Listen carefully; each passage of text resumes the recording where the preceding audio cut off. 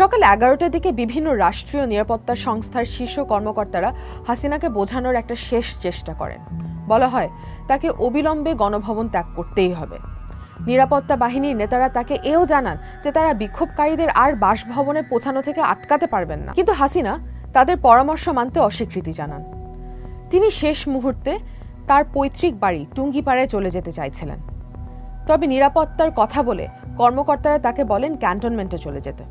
সকালের দিকে সেনাপ্রধানও শেখ হাসিনাকে জানায় যে সেনাবাহিনী বিক্ষোভকারীদের আর বাসভবনে পৌঁছানো থেকে আটকাতে পারবে না। শেষমেশ দুপুর 1:30টার দিকে শেখ হাসিনা ও শেখ রেহানাকে নিয়ে কিছু গাড়ি গণভবনের লেক রোড গেট দিয়ে বেরিয়ে পুরনো বাণিজ্য মেলার মাঠের দিকে যায়। Dhaka Tejgaon Dhaka go ahead. Depart 803 squawking 4136 just started for over parliament rescue mission। সেখান থেকে তারা হেলিকপ্টারে করে কুর্মিটোলার বিমান বাহিনী ঘাঁটিতে যান। এরপর তারা যশোর সীমান্তের উপর দিয়ে কলকাতা হয়ে ভারতে প্রবেশ করেন এবং স্থানীয় সময় বিকাল 5:36 নয়াদিল্লির কাছাকাছি গাজিয়াবাদের হিন্দন বিমান ঘাঁটিতে অবতরণ করেন। ভেঙে পড়ে শেখ হাসিনার 15.5 বছরের শাসনামল।